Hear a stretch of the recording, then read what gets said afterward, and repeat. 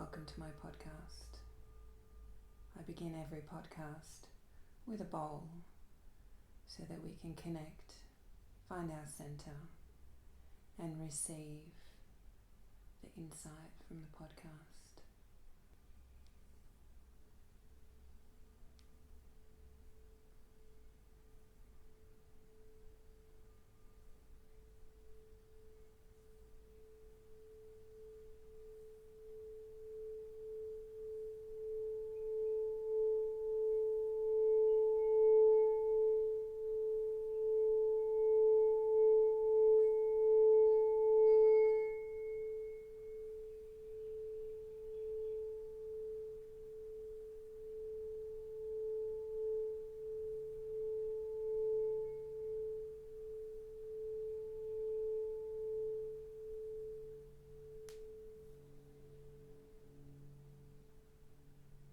And so we begin.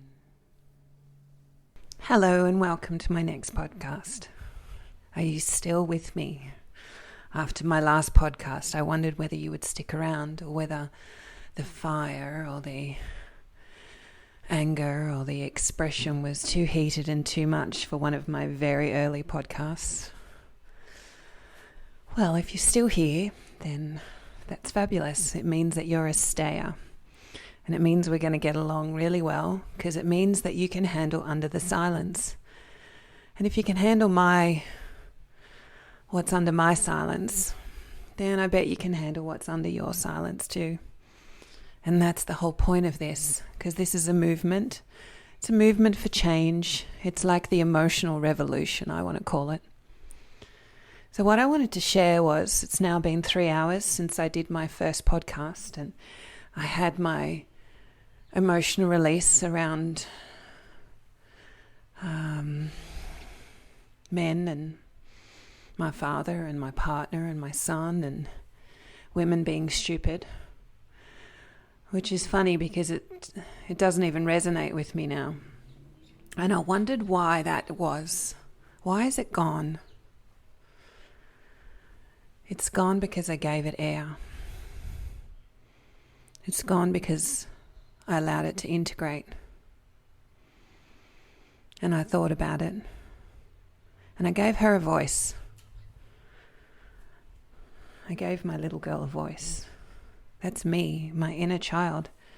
I gave her a voice and I made it public. That always helps. So, I am 21 minutes away from my very long video being uploaded. So that's a success.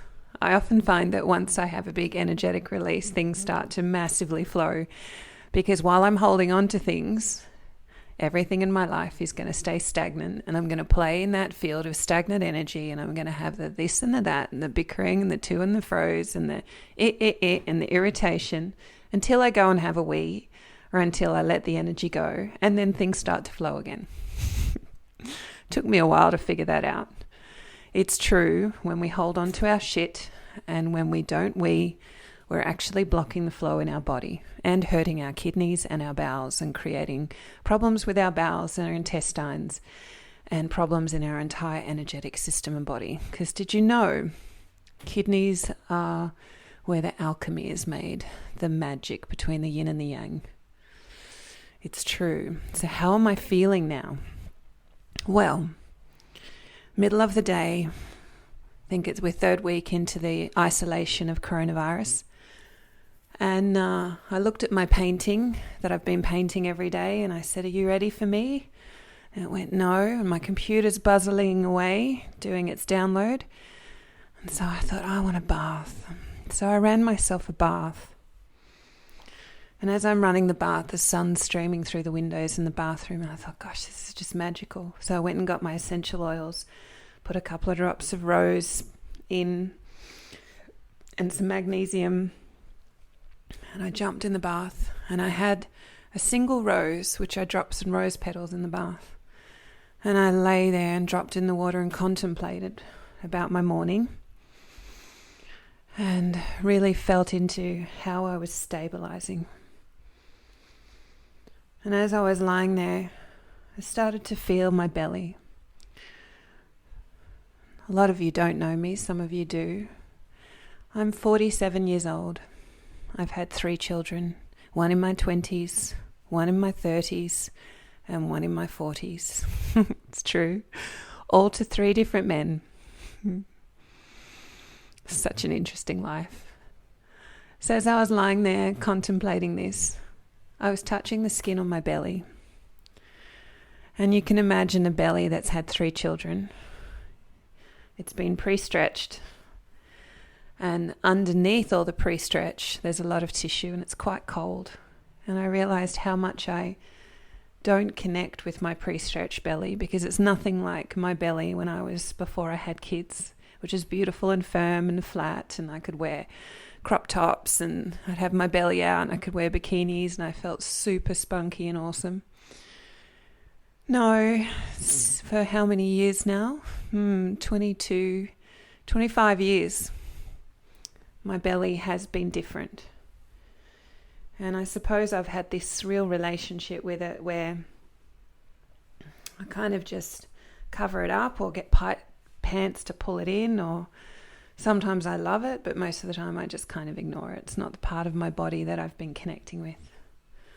The more work I do on myself, the more I start to connect with my belly, and I realize how beautiful it is and how important it is. So as I was lying there with a few rose petals, my daughter came in, my older one. She's nearly 18. She knocked on the door. She goes, "Are you in the bath, Mum?" And I said, "Yes." She goes, "Do you want some more rose petals? I've got heaps." I said, "Oh, I'd love that."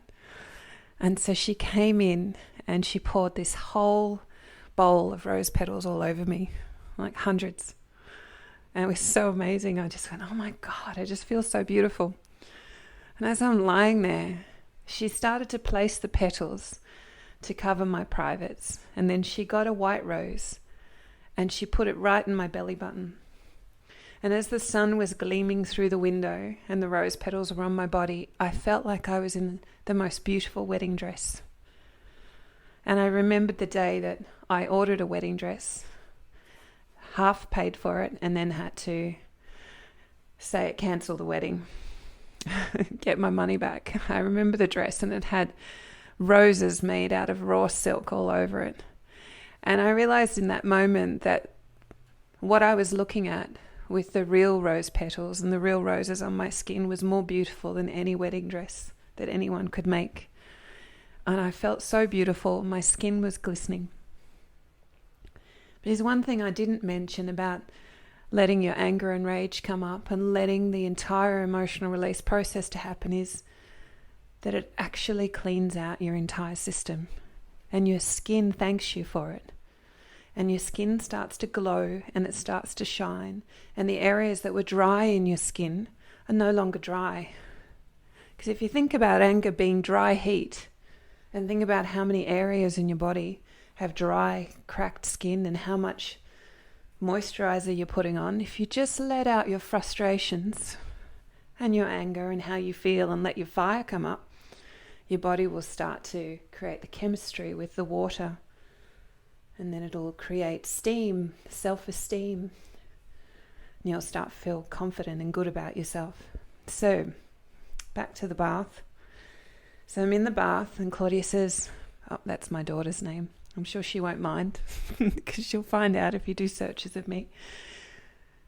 She said, oh my God, Mum, you're so beautiful. Can I take some photos? I said, of course. So as the sun was coming in, she took photos, really arty photos of me with the roses and my skin in the bath. And you'll see one at the head of this post. And she was there for ages. And the photos are so beautiful. They're so artistic. And I thought to myself, this is actually, if I give you the truth of what I thought, I've always said to Claudia, when I die, I'd love you to wash and clean my body and surround me with rose petals. And she's always said, oh, Mum, that's gross and disgusting. I'm not ever going to do that. And I said, baby, I'd love you to honor me. And so whether or not she does that doesn't matter, because now I've had it done to some degree. I've had roses put on me in the bath. So that's pretty cute. So yes, she left. I lay in the bath for a while. And then my partner came back from his ride with his t-shirt with the knives on it, knocked on the door and came in with a big smile on his face and glassy-eyed and said, "Can I take some photos of you too?" So then he proceeded to stand over the bath with his professional camera and take photos of me. And now I feel very beautiful and very relaxed and very at peace and very confident. And life is good in this moment.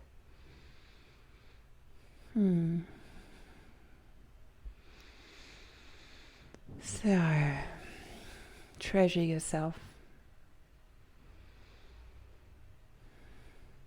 Until then, until the next podcast, see you then. Bye for now.